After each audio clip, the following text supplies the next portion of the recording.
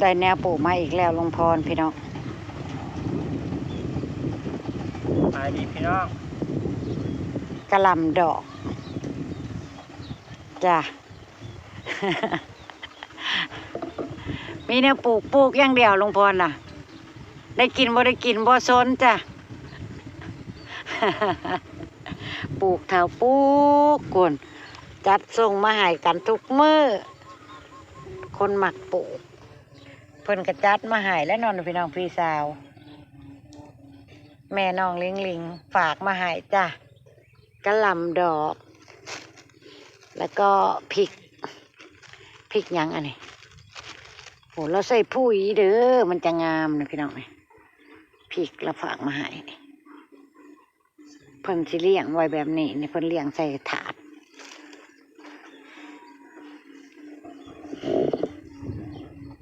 ฝากมากับลูกป่าจ้ะลุงพรกระจัดแจงปลูกอีกแล้ว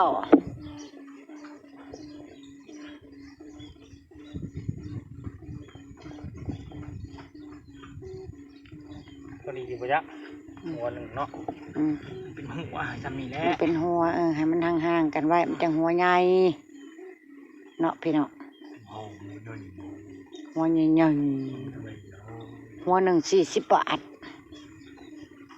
คู่เนาะจักหัวนี่โพดนับหัวไว้เลยจักดอกบ่แม่นจักหัว2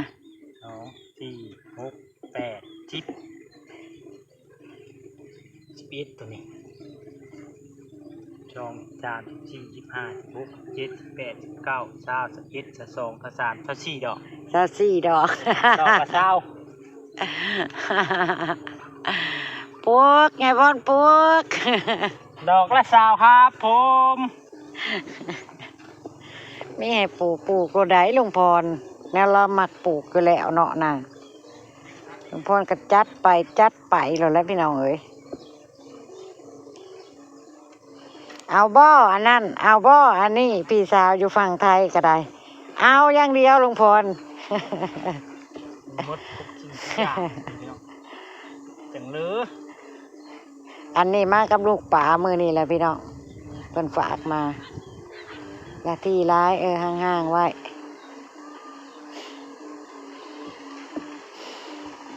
พดเบี้ยพักเนี่ยครับสงสัยหนาดินมันแห้งหมดเลยอะไรวะก็เป็นนั่นแท้เช่ขี้มูกมันจะหุดที่มาผสมลงไปเห็นสภาพพักแล้วโบจะขาวโบจะขึ้นใส่ละเด้บัดนี้เด้ตอนขึ้นมาตอนแรกๆก็คือจะงามอยู่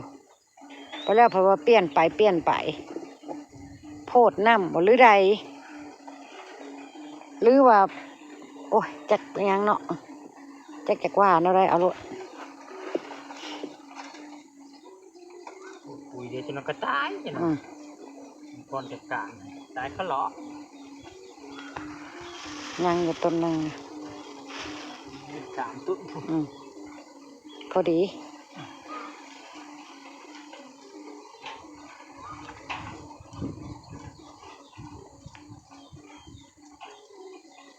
โอ้พอดีได้แถวนึงกระหล่ำดอกจ้ะจบบริบูรณ์ปลูกพริกมันพี่เนาะพริกแค่ต้นนะไปปลูกมะพริกกันกระหล่ำดอกพี่น้องเอ้ยกำลังดอกสีขาวจ้ะอยากได้บรอกโคลีแต่พอเพิ่นบ่มีอยากได้บรอกโคลีแต่เพิ่นบ่มีก็เลยบ่ได้ถั่วลันเตาก็เริ่มออก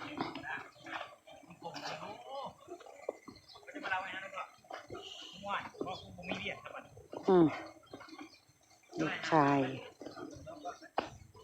พักเจซีหายมาบ่งเมื่อวานเนี่ยติดชื่นเลยได้พี่น้องนะโบเหี่ยวได้บ่งเมื่อคืนกับลุงพรนะเพิ่นกับโบเหี่ยวเซยเนาะทำได้ช่องนึงบ่2 แล้วงาจังบ่จูกันแลดิสโตขึ้นโตวันแลดิสให้อวดแต่แลดิสนี่แหละพี่น้องพวกนี้โตขึ้นโตวันแต่แท้ แย่งแต่อันเดียวนี่แหละป้าบัวนะ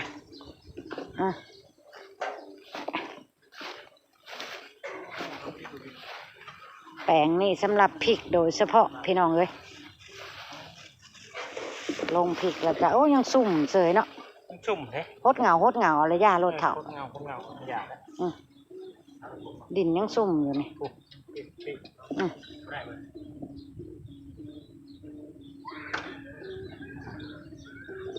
ปลูกพ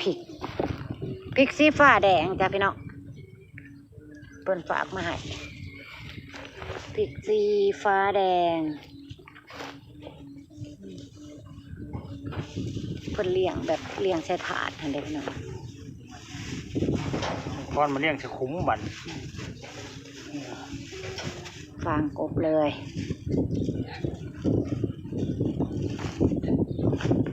มุงนี่เลยเนาะ นั่น พี่ แห น้อ ละ งมาฟางปุ๊บแล้วนี่ก็พอแห้งพี่น้องเอ้ย คำมากับเขาหัวเขาสวนคือเก่าคือเดิมเลยพี่น้องบัวข้าวก็ขึ้นห่อนหินอีกเลยได้แล้วข้าวยังมีแนวเบิ่งลายได้ปะ เป็นกิจวัตรประจำวันเลยเด้ขึ้นจากเขาโลดคำมาเลยหอดเวลาเลย ลายเลยแล้ว กับตื่นตอนเช้าเด้พี่น้องตื่นตอนเช้านะเป็นอีหยังที่แบบว่าอยากย่างลงมาเบิ่งเลยได้ พอบัวย่างลงมาเลาะหอบเบิดคู่อันคู่บัดแนวแล้วก็เบิ่งไปกว่าแค่นั้นแล้วก็พอใจเลยก็กลับขึ้นไปเทิงห้านไปเตรียมข้าวเตรียมของให้ลูกค้านั่นเนี่ยเด้บางเทื่อก็บ่ได้ถ่ายคลิปก็ลงมาซื่อๆนี่ล่ะลงมาเบิ่งมาแยงเบิ่งซื่อๆ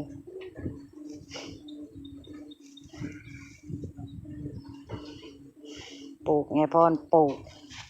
ไงพรเราปลูกอย่างเดียว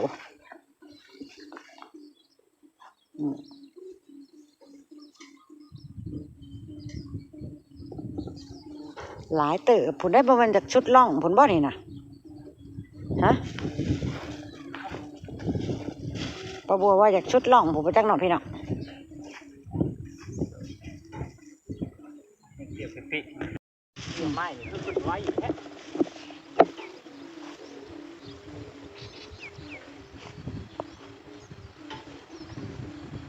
เปิดเลนไว้ให้พี่ให้น้องได้เห็นเลยน่ะ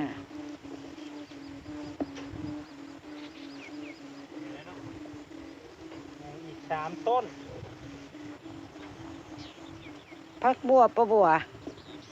เป็นจังได้พี่น้องเอ้ยเป็นปลายแดงมันขาดอีหยังหรือมันบ่พออีหยังพี่น้องบอกแหน่ผู้ใดเคยเฮ็ดเกษตรเฮ็ดสวน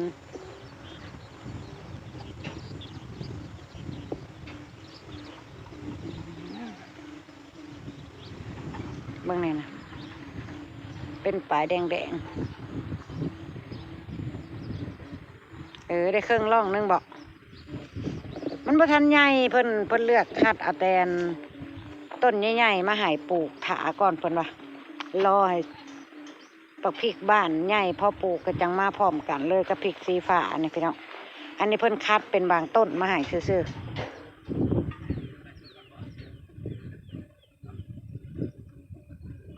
สีฟ้าแดง ซุปเปอร์ฮอตสีฟ้าแดง ซุปเปอร์ฮอต หมดแล้ว หมดแล้ว นับ หมดแล้ว 1 2 3 4 5 6 7 8 9 10 11 2 3 4 15 ที่มาต้นละโล 5 โลพี่น้อง ลุงพ่อเราบอกต้นละโล 5 โล เอ้ยเอา น้ำก็มี โลดตามสบาย ส่วนลูกชายคอย ว่างจากลูกค้าก็แวบมาเฮ็ดอะไรนี่ลูก เห็ดวาว เฮ็ดว่าว ดี กับเพื่อนเลิฟเพื่อนคือเก่าคือเดิม เอ้ยนานี่นาเล่นว่าวคำมักคำเม่นเนาะเฮ็ดน่ะมันได้จักอันแล้วตั้งแต่เฮ็ดมาเนี่ยนะ ผมเห็ด โอ้เฮ็ดไปก็นั่งฟังธนูว่าวไปเนาะมีความสุขไปอีกแบบหนึ่งบิ๊กบิ๊ก ทั้งหลาย ข้ามเลยได้แม่นไอ้ายถ่ายจะบ่ฮะ พอหนึ่งข่าวพอห้างว่าข่าวข้อข่าวแรงพอล่างถวยแล้วได้คำแล้วได้ลูก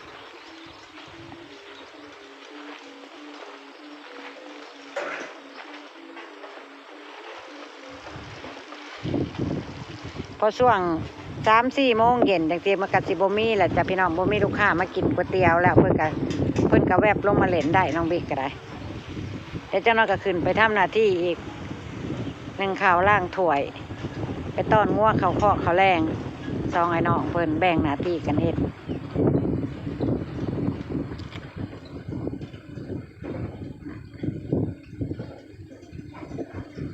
โคตรเศร้าแรงจำหากเพิ่นเดินแล้วก็ย่าหล่นแล้วบัดนี้ หลักพูดหัวเข่าน้ำเข่า ต้นมันลุงพรก็ติดเลยเด้เนาะอัปเดต มันลุงพรให้พี่น้องเบิ่งก่อนนะปลูกมือนะติดอะไรพี่น้องเลยนะตั้งต้นท่อเลาะแท่แร่อะไรมันม่วงมันไข่แล้วนะมันเหลืองแล้วนะปลูกทุกสิ่งปลูกทุกอย่างเนาะพี่น้องมันสิบ่ได้จักอย่างบ่เนาะ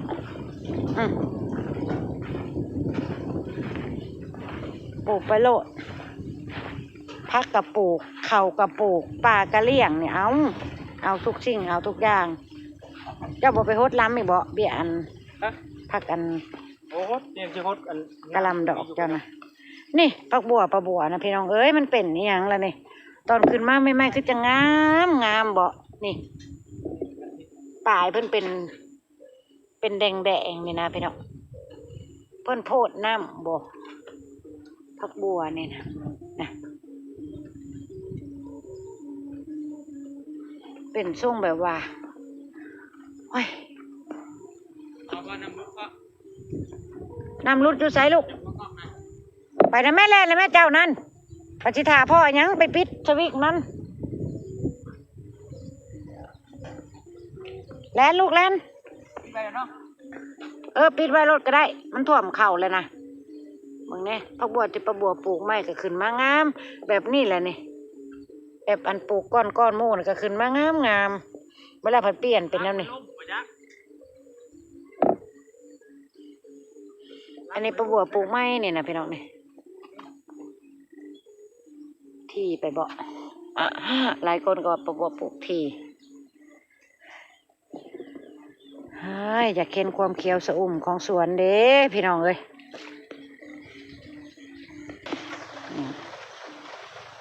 ลุงพรโหดลุงพรก็ได้ปลูกแล้วกะ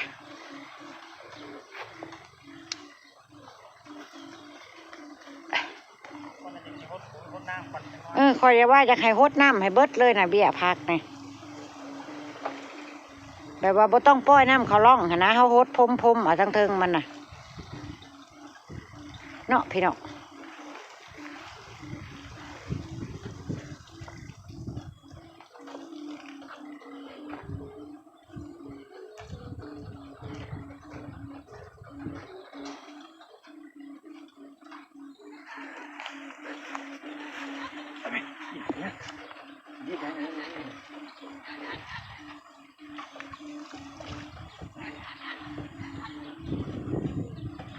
ป่าข่าพี่น้องเพิ่นได้น้ำพระงามแต่งามว่าพี่น้องเอ้ย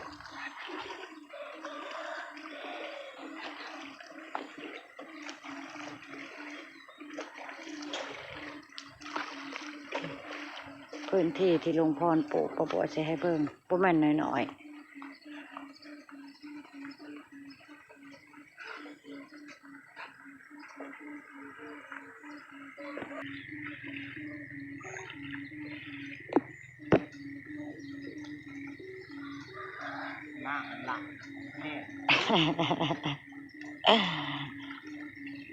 จะบ่ได้ไปซื้อหัวอาหารไม่ป่าจะมาจักมือในคำแหละเนาะ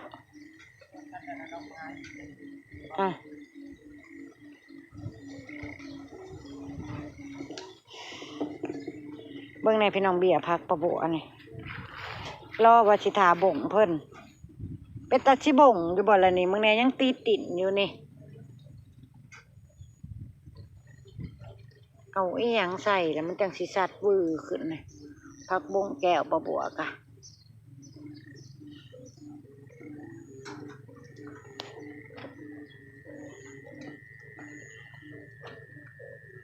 บียกะหล่ำ